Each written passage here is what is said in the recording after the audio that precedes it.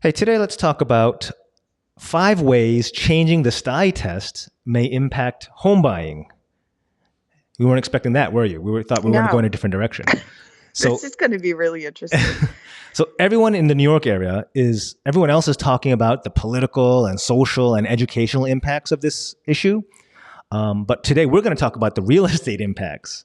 So we'll talk about 5 ways that the proposed changes to the Stuy test may impact home buying. Janice, you're from Pennsylvania, so I'm pretty sure you have no idea what I'm talking about, yeah? Not a clue. Literally had to Google half of this before we started talking. Cool. So let me give you the background from a local's perspective, which may be different from what you read on Google or the Yeah. newspapers, and then we'll go into the real estate What do you changes. mean? When you read it online, it has to be true. Is that Very nice. All right. So the New York City, the 5 boroughs of New York City has a group of specialized high schools where admissions is not based on usual, where you live or school districts, but it's rather on a single entrance exam, one test in or out, yay or nay. Can you see my wow? thumbs there? Yay or nay? Yeah. Yeah. The hardest school to get into, the top school, is called Stuyvesant, which, oh, by the way, I attended. Oh, isn't that? Look at that. So instead of calling it the specialized high school entrance exam, which is the official name, we'll just call it the Stuy test, which is Okay. sort of the short name. To which you took. So, real quick on that. Sure. How hard was the test? I don't Now, remember. I was you in don't eighth grade. remember? Yeah. Oh gosh, eighth grade. Wow. Yeah. I know personally I am the worst test taker, so it would be very interesting Yeah. I probably most likely wouldn't get in. Well, you don't know that. No, but testing. I went to college, everything else, but test taking was not my forte with the standardized testing. That's funny that you bring that up because that's one of the sort Yeah. of issues here, right? So for years, Stuy has been a predominantly Asian American student body. I think this year's admitted class was just announced last week, and I think it was like 55% Asian American. Does that sound like a big number to you? I guess it does. But see, I don't know. I know so many wonderful Asian Americans like that, very close to me, and they work so hard for these. I mean, we have neighbors, and their kids go to school all day long. Then they go to Japanese school in the evening, Oh, wow. and then they go to testing after that to help Yeah. with the testing. So no, it really doesn't surprise me. They work 100 times harder than Cool. my kids do. I hope you're counting me in the hardworking Asians you know, right? Absolutely. All right. I still can't believe you got in. That's pretty cool. But So for years, I mean, when I went, I think it was actually close to like 60%, but it's generally been more than half an Asian American and mostly immigrant, but whatever, an Asian American dominated school, right? right. So for years, Stuy and there's other schools, Bronx Science, Brooklyn Tech, they've been sort of considered the crown jewels of the New York City education system because they just produce like all these Nobel laureates, all these successful folks. It's like a factory of just the brightest of New York. Sorry, I mean, I'm obviously exposing my bias, but whatever. We're just brilliant, is what you're saying. I mean, I'm just saying. Just pointing out that I got in, and When I say Nobel laureates and all these successful people, I'm like riding on the coattails of all these other classmates of mine. That's okay. You know what? You were there, so just I sat enjoy next to him. You're like, I know him. He signed my yearbook. So, former mayor of New York City, a billionaire, Michael Bloomberg, he famously declined to reform the test during his 12 years of mayorship, whatever it's called, saying, "Why would I break something that works so well?" I mean, to me, that sounded like fairly sound logic. But under the current administration, in the name of diversity, I think, and maybe some other issue or rationale, there's a proposal, and it's a pretty strong proposal, and it looks like it's going to go forward to move away from the objective single test score or entrance criteria and do something else. And one of the other proposals, I think this is the leading proposal. By the way, I'm not like following this closely at all. So if this is not actually the leading proposal, then Right. this whole podcast might not make entirely a lot of sense. But let's just use this assumption. Right. So the leading proposal is to get rid of the test, which is sort of a winner take all. You take the test, and where your score plots on the curve is whether or not you get in, essentially. So they want to get away from that, and instead offer admission based solely on whether or not you're in the top 7% of your middle school.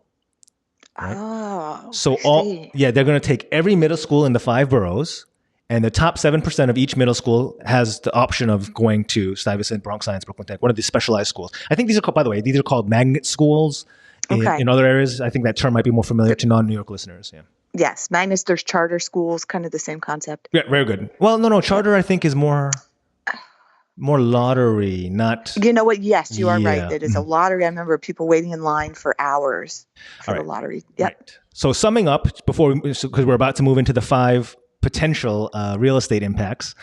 Summing up, it used to be a single test entry basis for admission, but there's a proposal on the table to move it to top 7% of every zoned school.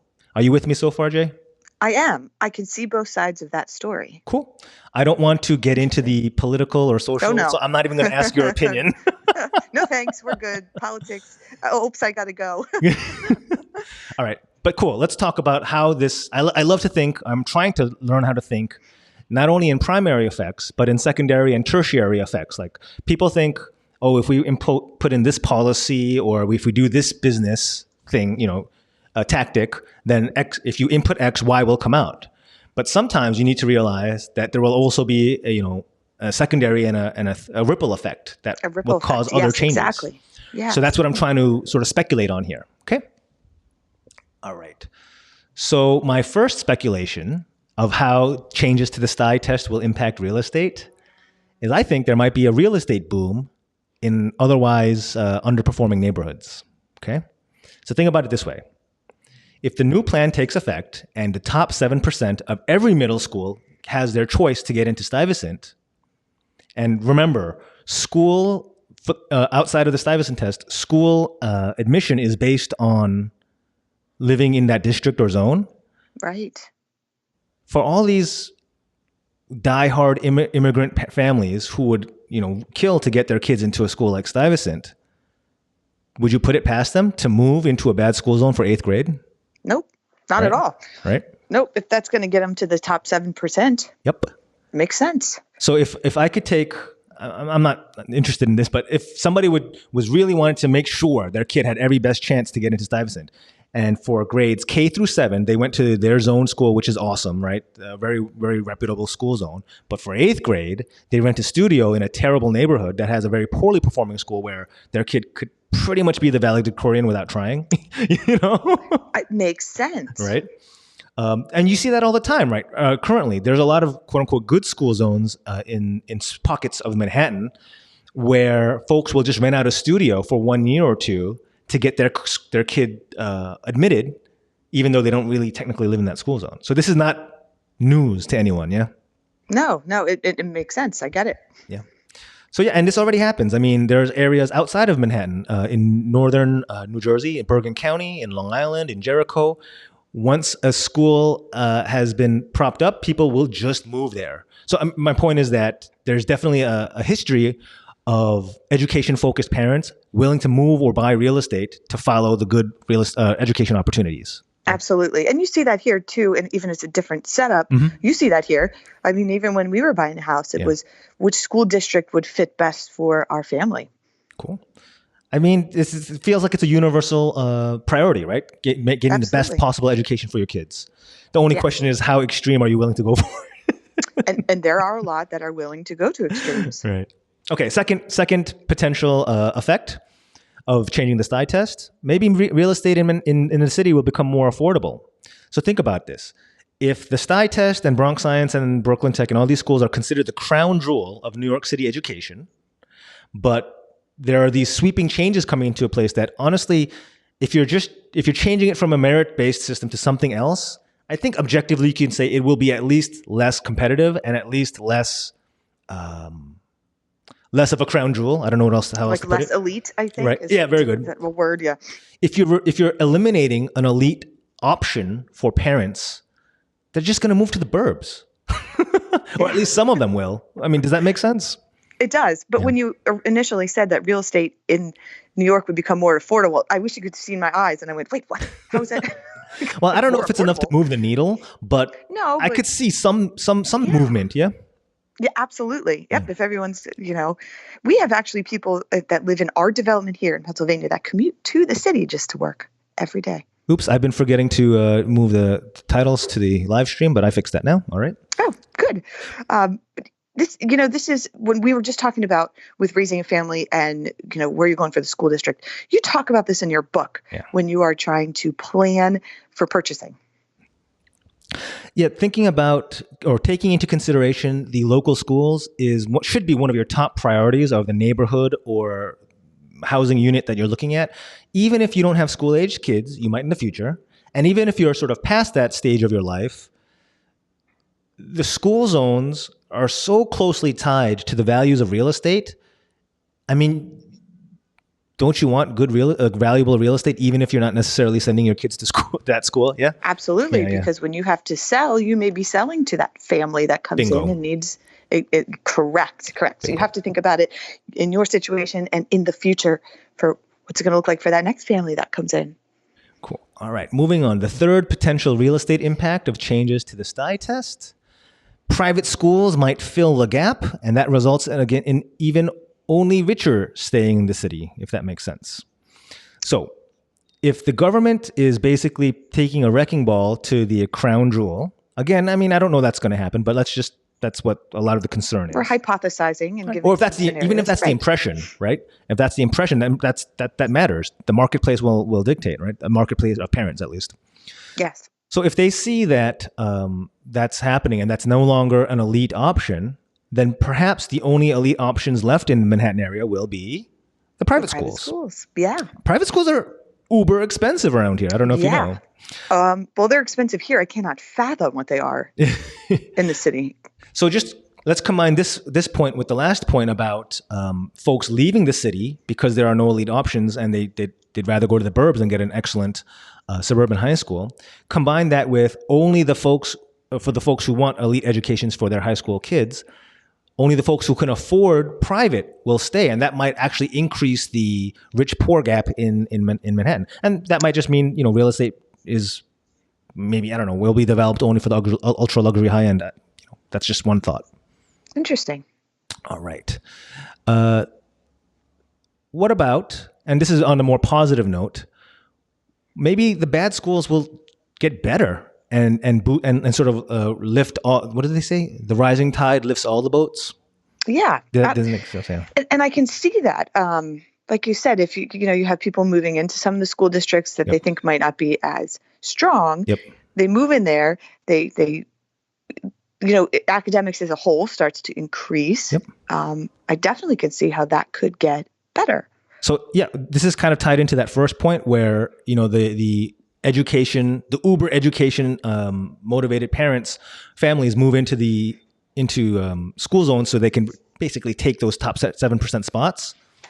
But if you have this sort of influence, these parents who are just gunning, pushing the PTA, pushing for higher standards, pushing for more funding, running the PTA, whatever, the spring fairs. I mean, there's got to be some halo effect for the school as a whole. Wouldn't you hope that would be true? Absolutely. Yeah. Absolutely. And if that happens, and if all of these schools get some sort of upward bump from, I guess you would call them these seed parents, that could make all these schools a little better and make all the surrounding real estate a little bit more valuable. And that could be a potential result. Absolutely. And looking at something positive in this is a good thing. If that comes out of it, great. And that would essentially be sort of a very round, circuitous way of this plan working, essentially, because then you now have better middle schools feeding into the elite schools, hopefully. Yes. Generations from now, but yeah. Okay, the last point, then this is very, very like tertiary or even more distant effects. Stay with me, okay, Janice? I just kind of I'm hanging. I'm hanging in there with you. So people are upset about this. Let me just make sure that's clear. Like there's protests. People are this could have electoral impacts. People are very upset about this, right? What if this is the tipping point that breaks the tie between real estate and schools? Okay. So right now all the other points have been operating under the assumption that real estate is tied at the hip to the local school, right? However good the local school is will impact the price of your real estate. I mean, right now, New York City, and I think in a lot of areas of the country, sort of the education system is considered suboptimal. Some would even say broken. Would you agree? Yes. So maybe this issue of quote unquote wrecking the crown jewel that was working, maybe this is the final straw. Maybe this is the last push to lead to some serious education reform, right? Right. Because there's a lot of options out there that are kind of coming up, and just to name a few that I actually don't know that much about, and I'd be interested in learning more. Homeschooling has been Yes. an up and coming sort of alternative to traditional schooling. Online education feels like it could pop at any minute, right? It's getting really big around here. Right. I hear about it almost daily. Someone leaving the school to go to online school. Interesting. At what grade level? Any. I think it starts even very, very early. Wow. What I'm hearing now is because my daughter's in high school, and she said, "Oh, so and so left. They're going to do online schooling." Interesting. So it's definitely big in the high school, but it's also younger ages. So I've heard that homeschooling is not what I thought it was. I had this weird notion that it was like a child isolated at home with their mom as their only human contact for the next 8 years. But no, it's not like that at all. There's more like a co-op vibe where they get together, they have their own building. And the joke is like, oh, so I homeschool my kid. Yeah. What does he do all day? Oh, he goes to this building where there's a teacher with other kids. You mean a school? He goes to school. That's interesting. I don't know that we have those around here. Yeah, that's in California. Wow, interesting. No, it is like almost like you said, like a co-op where they do the home schooling per se, where the mom or whoever might be the teacher, but they do so many outside things where they meet as groups and they are still involved in the schools and some of the sports. And actually, yes. So I've heard that too. The homeschool kids are still eligible if they follow the proper procedures to go to prom, join teams, do clubs at the local high school. But their classroom curriculum is really is more personalized, is individualized at the home school. It's not at home. That's why it's so confusing to me. But anyway, a lot of it is though perhaps at home, right? Yeah.